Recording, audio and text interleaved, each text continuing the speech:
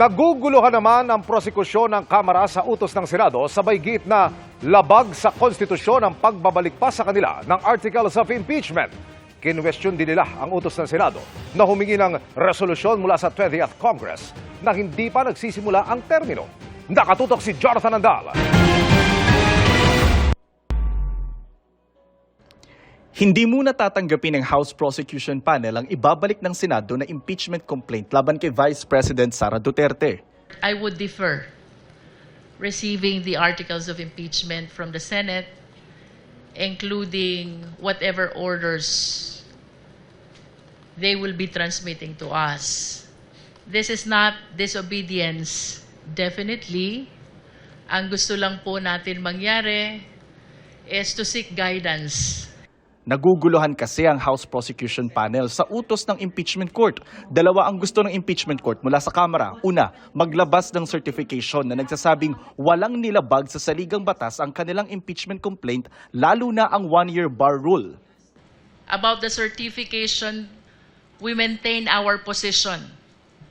Sumunod po kami fully and strictly to the requirements of the Constitution. We did not violate the one-year prohibition rule. Pangalawa, linawin ng papasok na Kamara ng 20th Congress kung interesado pa itong ituloy ang impeachment complaint. It is impossible to be complied with because, first of all, 20th Congress doesn't exist yet. Tayo po ay nasa ika-labing-siyam na kongreso pa lamang. Dahil dyan, tingin ng ilang House prosecutors, sinasadya ng Senado na i-delay ang impeachment proceedings. So if it's impossible to comply with such an order, how can we move forward? Kaya sinasabi namin na parang dapat it should be baliwala lang yung order na yun kasi it's impossible to do as of the time.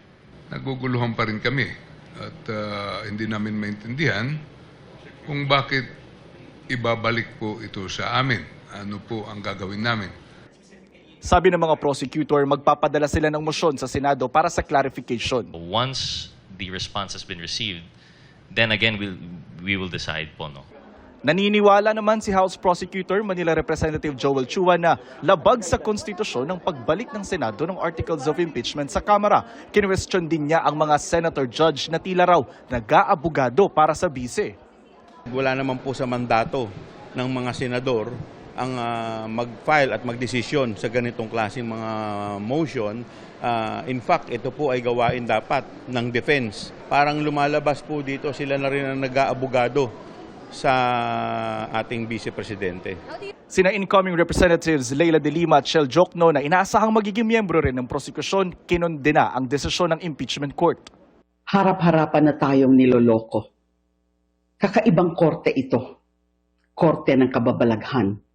Ang pagre-remand ng Senado ng Articles of Impeachment sa House of Representatives ay isang pag-aabandona ng ating saligang batas. Kaninang umaga, nagdaos ng prayer service sa Batasan Pambansa. Bit-bit ng prosekusyon at tila offering ang kopya ng Articles of Impeachment at binasbasan. Kanina nagpunta sa Kamara ang Senate Sergeant at Arms na si Roberto Ancan. Naghintay siya sa labas ng Office of the House Secretary General pero tumanggi siyang sabihin kung ano ang kanyang pakay. Sa ngayon, hindi raw muna pupunta ng Senado ang House Prosecution Panel. Wala rin daw direktiba sa kanila si Speaker Martin Romualdez tungkol sa utos ng Impeachment Court. Para sa GMA Integrated News, Jonathan Andal, nakatutok, 24 oras.